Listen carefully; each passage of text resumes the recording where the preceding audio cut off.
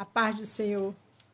Estamos aqui mais uma vez para falar da palavra de Deus, que é linda e maravilhosa. Hoje vamos iniciar no capítulo 15 do livro de Jó. Vamos do 1 ao 9 e depois Mateus 12, do 22 ao 24. Onde o tema é: existe críticas destrutivas. Existe crítica que é para destruir a mim e a você. Só que a gente que tem personalidade, que tem Deus, que sabemos como é nossa vida com Deus, a gente deixa aquilo ó, no lixo, nem sequer escuta. Porque a crítica aqui, a segunda fala de Elifaz, foi para destruir Jó. Depois de tudo que Jó comentou, né, que não tinha culpa, mas que a morte, ele diz algo aqui muito interessante. Mas será que alguém tornará a viver depois de ter morrido? Eu, porém, esperarei por melhores tempos até que as minhas lutas acabem. Foi o que a gente pregou ontem. Conversas firmes, concretas, de um homem que fala a verdade. Mas não adianta você falar a verdade quando as pessoas querem te criticar. Não. Vai dizer que é mentira, vai dizer que só quer ser santa e por aí vai. Então são críticas construtivas. Não perca seu tempo com isso. Adore Deus e faça a sua parte. Se você vai ver pela manhã, bom dia. Se for à tarde, boa tarde. Se for à noite, boa noite. Lembre-se do tema: existem críticas destrutivas. Mas se você conhece você, sabe quem você é e sabe que você anda direcionado por Deus, você descansa. Não sugue isso igual bucha. Não, faça isso não. Porque é isso que os críticos ou as críticas querem. Continua firme com Jesus. Se você vai ver pela manhã, bom dia. Se for à tarde, boa tarde. Se for à noite, boa noite. Jó 15, do 1 ao 9, fala a segunda fala de Elifaz. Então Elifaz, da região de Temar, em resposta diz: Jó, um sábio não responde com palavras ocas. Não fica inchando com opiniões que não valem nada. Veja que palavra. Ele disse que as palavras de Jó eram oca. Porque aquela situação de Jó era tão terrível que não dava para entender que Jó não tinha pecado. Mas quando a gente não entende, a gente fecha a boca.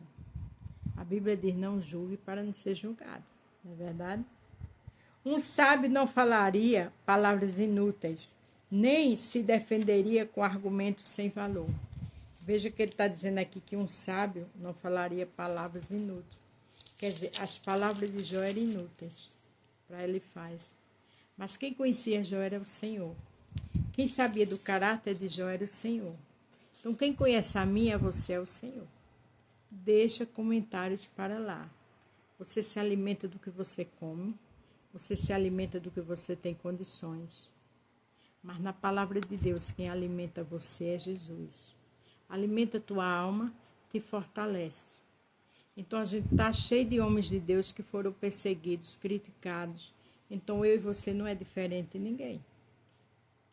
Mas você quer acabar com um sentimento religioso de dependência. Se dependesse de você, ninguém oraria a Deus. Olha que loucura. Ele estava levando a conversa por outro caminho.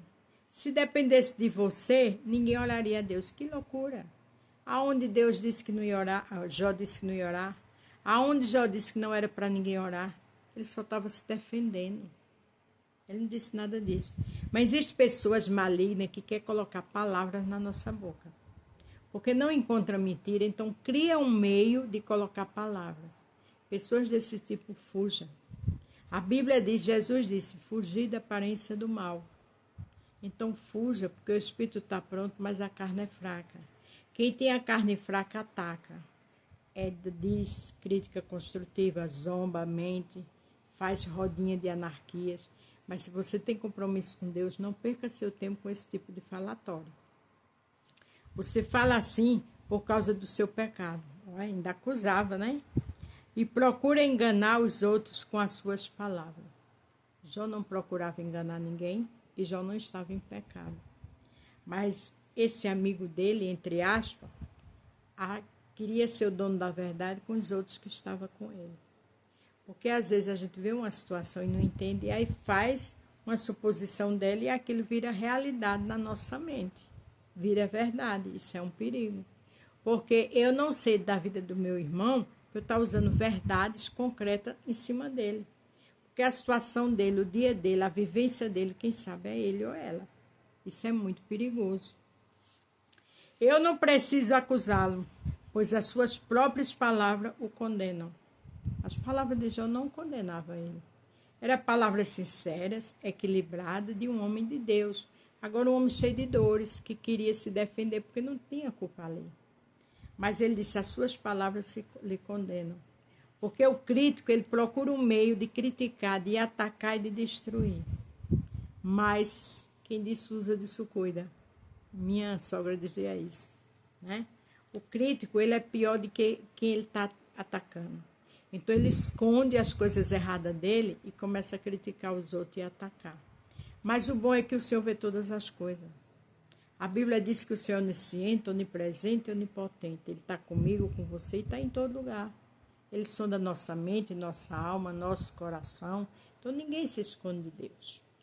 Você está pensando que é o primeiro ser humano que nasceu? Claro que já não estava pensando nisso. Por acaso você veio ao mundo antes das montanhas? Olha que homem insano, que homem louco. Por acaso você veio ao mundo antes das montanhas? Claro que não. Já sabia que não veio antes das montanhas. Já sabia que não era o primeiro homem que nasceu no mundo. Ele tinha consciência disso. Eram ataques, eram críticas desconstrutivas e muitas vezes sem sentido. Porque essa pergunta dele não fazia sentido. Mas na cabeça deles, eles estavam cheios de razão, né? Será que você conhece os planos secretos de Deus? Ninguém conhece, Jó não conhecia. Será que só você é sábio? Jó não era sábio, Jó era verdadeiro, Jó era íntegro. E muitas vezes, quando a gente é verdadeiro, a gente aflige as pessoas, né? Muitas vezes a gente quer ser verdadeiro, dizendo as palavras certas e quer aparecer, machuca, e não é. Existem situações que não pode estar com meio termo, tem que dizer a verdade. E Jó era um homem verdadeiro. Será que você sabe o que nós não sabemos? Ou compreende as coisas melhor do que nós? Não. Jó não sabia mais do que eles, nem compreendia as coisas mais do que eles. Jó estava ali para se defender, Jó estava ali para falar a verdade. Para terminar o 10.